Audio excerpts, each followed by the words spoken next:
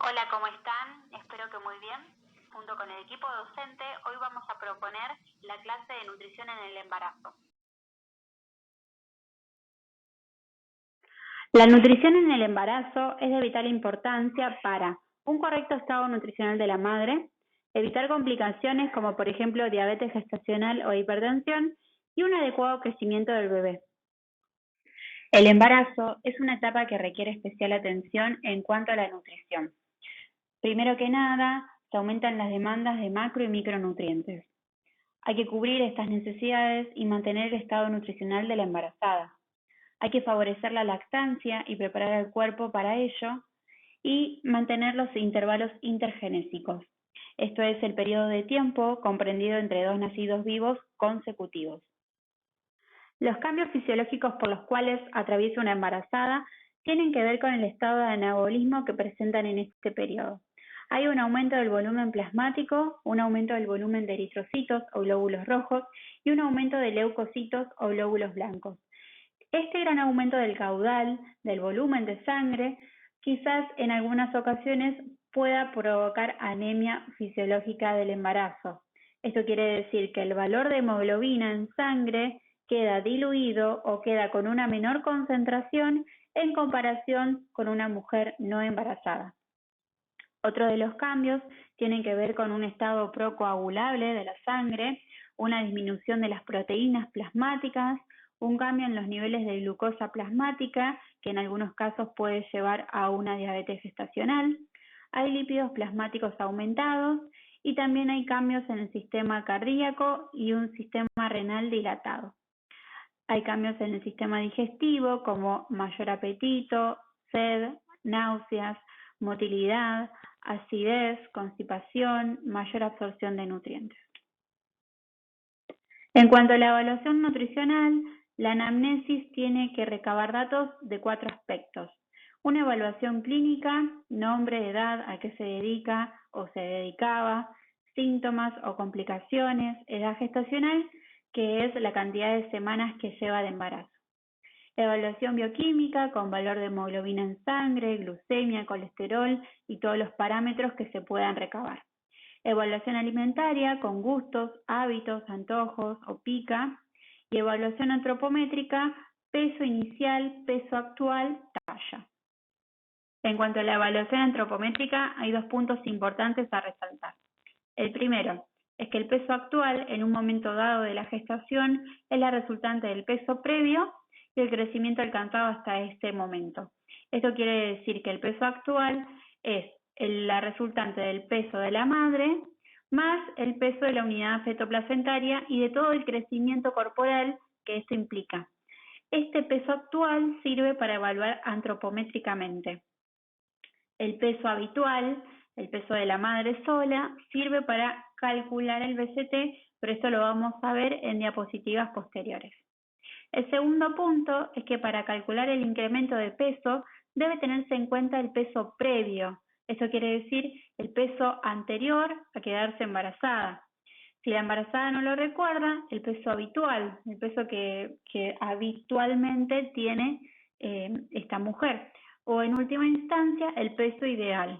Pero en orden de importancia nos sirve mucho más el peso previo, en segunda instancia el peso habitual y por último el peso ideal.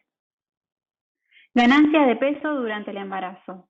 Para calcular la cantidad de kilos que una mujer embarazada tiene que subir en el transcurso de su gestación, tenemos que tener en cuenta el IMC previo. Por ejemplo, para una mujer que tiene un diagnóstico de bajo peso, el total de ganancia de peso a aumentar entre el inicio del embarazo y la finalización es de 12,5 kilos a 18 kilos. Para una embarazada con un diagnóstico de peso normal es de 11,5 a 16 kilos, para una con sobrepeso de 7 a 11,5 kilos y para una embarazada con diagnóstico de obesidad de 5 a 9 kilos. Se recomienda que las adolescentes deben ganar peso en la parte superior de los rangos recomendados. Esto quiere decir, por ejemplo, si tiene peso normal, tendría que subir 16 kilos, ya que no hay patrones de ganancia de peso específicos para esta población. En un embarazo gemelar se deberían aumentar de 16 a 20 kilos y en un embarazo triple alrededor de 23 kilos.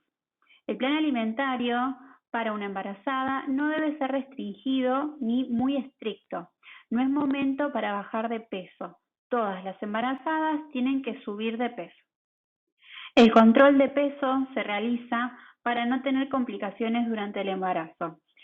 Por ejemplo, las consecuencias de tener un aumento insuficiente de peso o un bajo peso materno son un retardo de crecimiento intrauterino, alteraciones de la inmunidad, alteraciones del desarrollo fetal, anemia, cansancio y apatía, riesgo de bajo peso al nacer, riesgo de peso insuficiente al nacer, aumento del riesgo de mortalidad materna, anemia severa, aumento del riesgo de prematurez y aumento de morbilidad neonatal. En cambio, en el otro extremo tenemos la ganancia excesiva de peso o el sobrepeso o obesidad materno. Esto provoca diabetes gestacional, hipertensión, cesárea, alto peso al nacer, riesgo de obesidad futura, preeclampsia, retraso de crecimiento intrauterino, algún tipo de malformación congénita, dificultad de diagnóstico por estudios, flebitis, tromboembolismo y exacerbación de lumbalgia habitual. Esto quiere decir entonces que el control de peso se realiza para que la embarazada no sufra ninguna de estas consecuencias por un aumento insuficiente o una ganancia excesiva. En todo caso, tenemos que aclararles que estas son las posibles consecuencias. Obviamente, lo ideal es que no le pase nada de esto, tanto a la mamá como al bebé. Continuando con el apartado de evaluación antropométrica, cabe aclarar que al momento de tomar el peso actual, la mujer debe estar descalza y con ropa liviana. La talla se debe tomar en los primeros meses, ya que sobre el final del embarazo la lordosis o curvatura compensatoria de la columna vertebral hacia adelante lleva a obtener una talla menor que la real.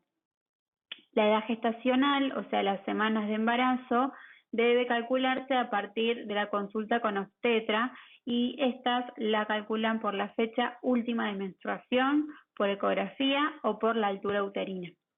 La gráfica que utilizamos para evaluar antropométricamente a las embarazadas se llaman gráficas argentinas de IMC según edad gestacional y es un seguimiento longitudinal de 1090 mujeres argentinas en condiciones adecuadas de salud y que dieron a luz a niños y niñas de entre 2.500 y 4.000 gramos.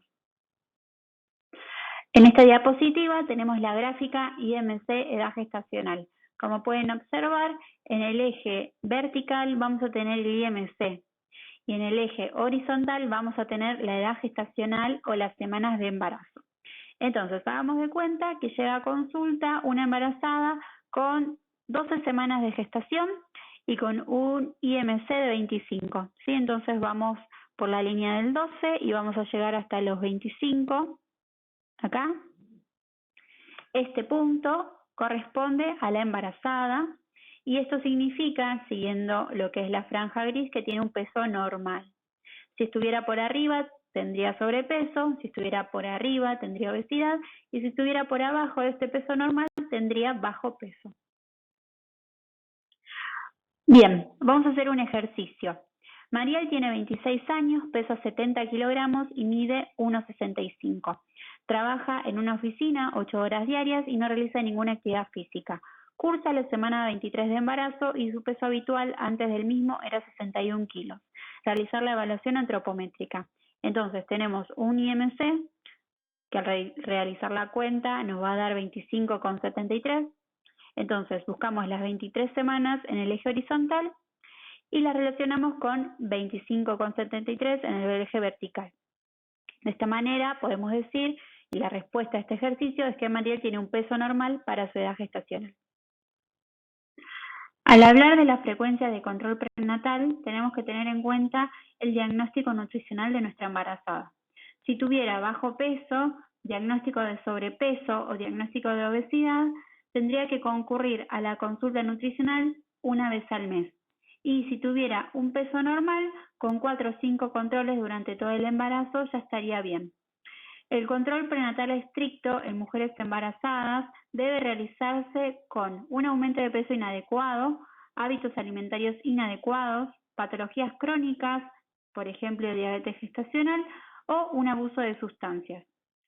Las etapas del embarazo pueden dividirse en tres. Tenemos el primer trimestre, que es hasta la semana 15, el segundo trimestre de la semana 16 a la 27 y el tercer trimestre de la 28 a la 40. Embarazo adolescente. El embarazo adolescente se produce antes de los 18 años. Hay riesgo biológico y riesgo psicológico para el adolescente. También hay un riesgo de bajo peso al nacer para el niño o niña en camino. Las necesidades de crecimiento de la propia adolescente se ven sumadas a las necesidades del embarazo. La edad ginecológica es el número de años entre la menarca y la edad cronológica. Entonces, si la edad ginecológica es menor a 2 años, hay riesgo de que el crecimiento postmenárquico no concluya.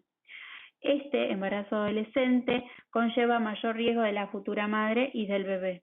Embarazo en edades extremas. Como vimos anteriormente, el embarazo adolescente conlleva riesgo y también se le suma el riesgo por menor tamaño de la pelvis. En cambio, en el otro extremo tenemos en las mujeres de 35 y 40 años. El embarazo representa un incremento de los factores de riesgo previos al embarazo como hipertensión, obesidad, sedentarismo o adicción. Bien, vamos a seguir con el plan de alimentación para una mujer embarazada. Como ustedes ya saben, el plan de alimentación tiene dos grandes bloques, la fórmula sintética y la fórmula desarrollada. El primer paso de la fórmula sintética, que es la fórmula calórica, se compone de un BCT, pero en este caso no es un BCT común, sino que tiene adicionado algunas recomendaciones, ¿sí?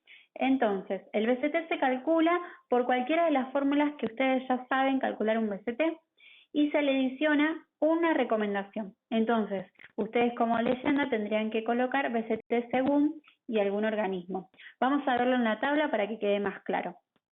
Vamos a tener 3 columnas, una de mujer embarazada, una de adolescente embarazada y una de lactancia.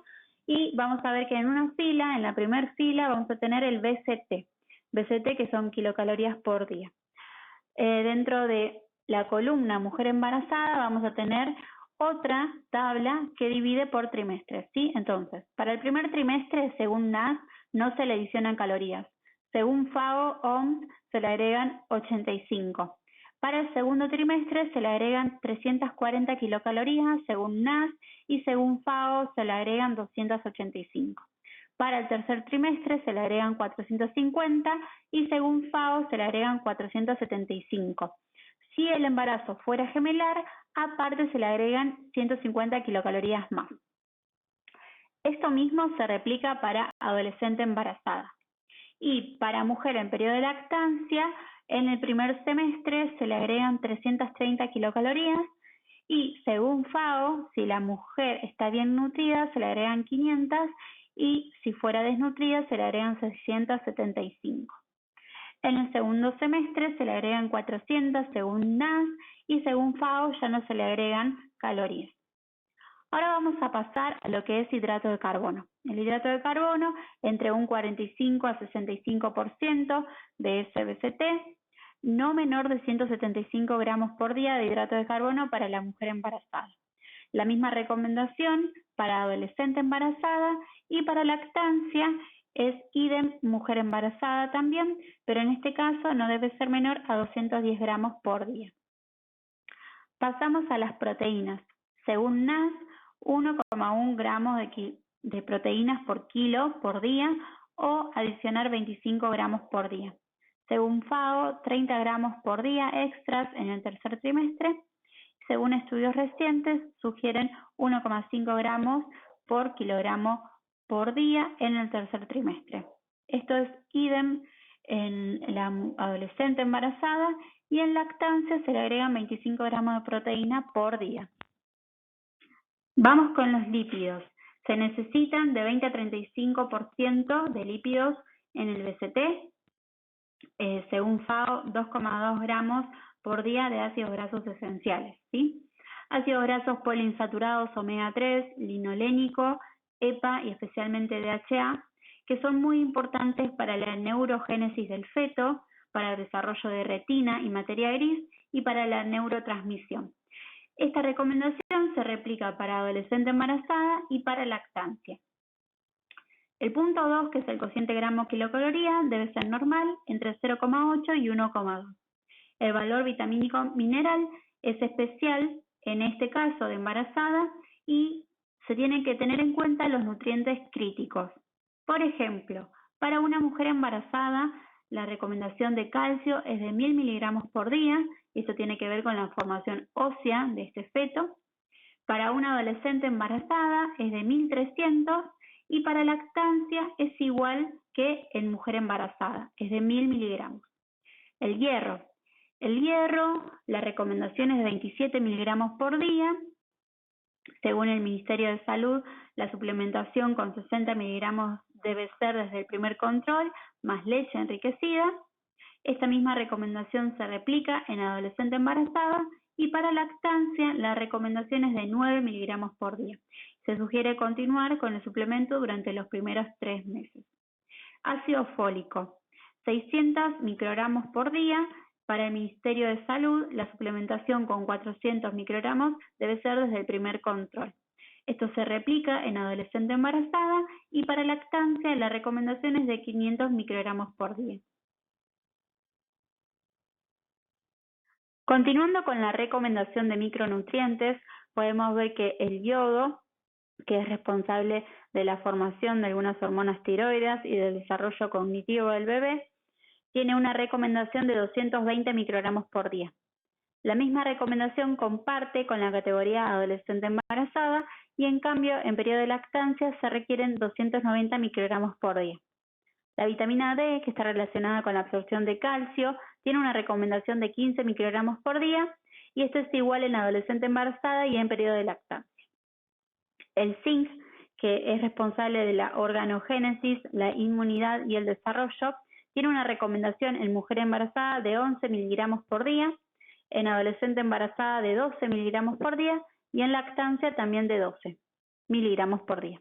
La vitamina A, que se encarga de la diferenciación celular, la implantación, la embriogénesis, el desarrollo placentario y la inmunidad, tiene una recomendación de 770 microgramos por día, en adolescente embarazada de 750 y en lactancia de 1300 microgramos por día. La vitamina C, que es un potente antioxidante, un cofactor enzimático y también es responsable del desarrollo cerebral del feto, tiene una recomendación de 85 miligramos por día, en adolescente embarazada de 80 y en lactancia de 120 miligramos por día. Continuando con esta cuarta parte de la fórmula sintética de este plan de alimentación para embarazo, tenemos a los caracteres del plan de alimentación, que ustedes ya los conocen, pero en el caso del embarazo van a estar corregidos o van a estar relacionados a las complicaciones frecuentes de la embarazada. Pero eso lo vamos a ver en la próxima diapositiva.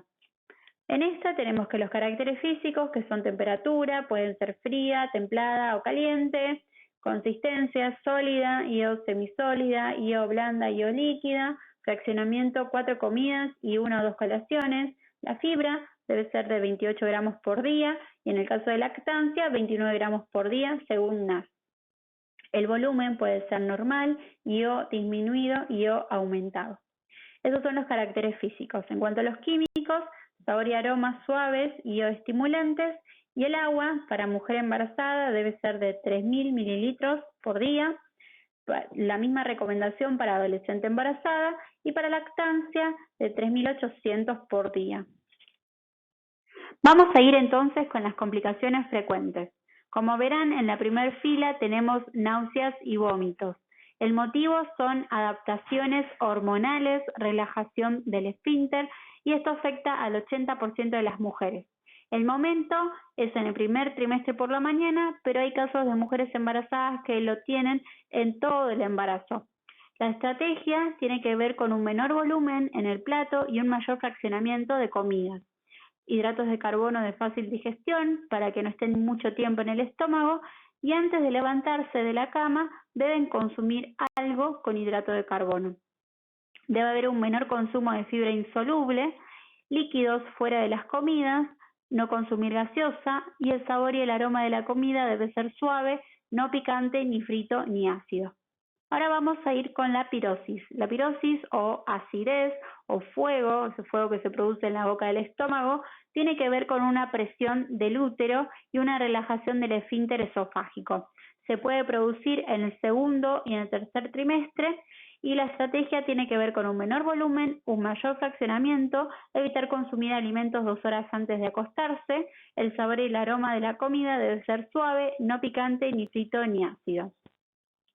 Ahora vamos a ir con constipación, que es la disminución de la motilidad intestinal, es el tránsito lento, ¿sí? Y el motivo principal es la progesterona, esto provee una menor motilidad intestinal, también la presión del útero y el hierro. También tiene que ver con la falta de actividad física que predispone a esta constipación. Afecta del 11 al 38% de las mujeres.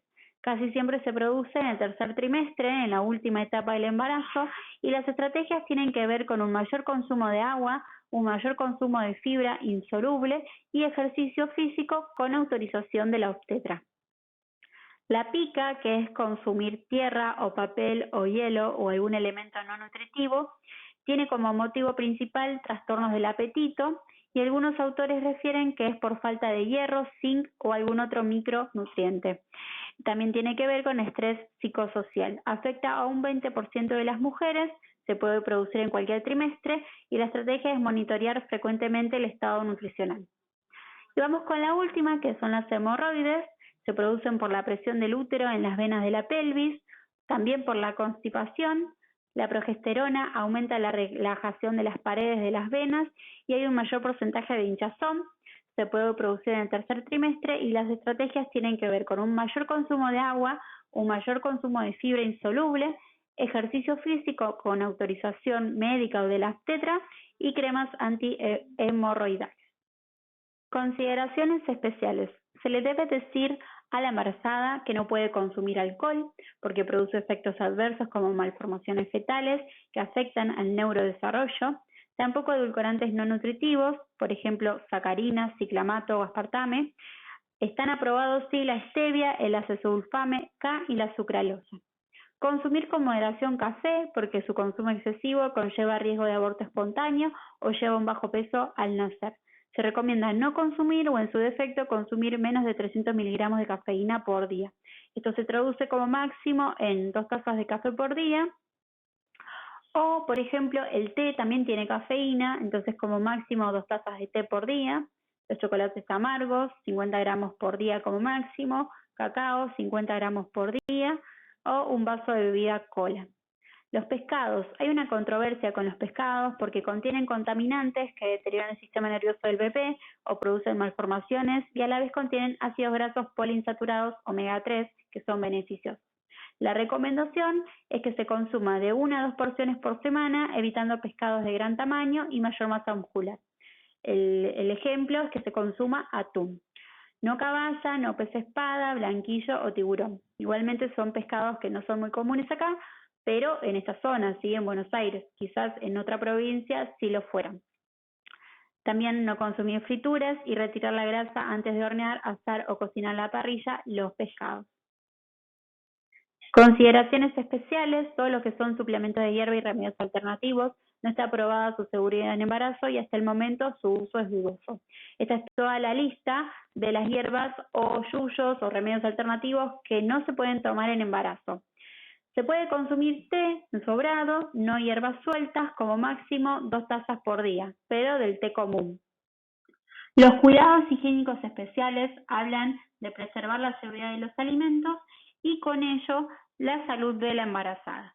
Entonces, no debe consumir alimento de buffet a menos que se recalienten hasta que salga vapor.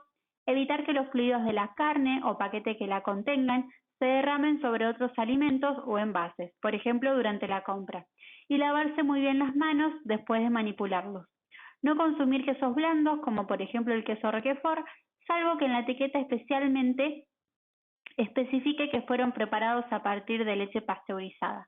No consumir patés o picadillos de venta suelta, los envasados sí son seguros, y no consumir carnes ni pescados crudos, por ejemplo el sushi o el ceviche. La toxoplasmosis es una infección causada por un parásito de la materia fecal de los gatos. Por esto es que se incita a las embarazadas a que no limpien o cambien la caja de piedritas o arena de gatos y que utilicen guantes de goma si lo van a hacer. También no deberían consumir carnes crudas o mal cocidas, especialmente de cerdo, por ejemplo el jamón crudo, y evitar que los líquidos de carne se derramen sobre otros alimentos o envases y lavarse además muy bien las manos después de manipularlos.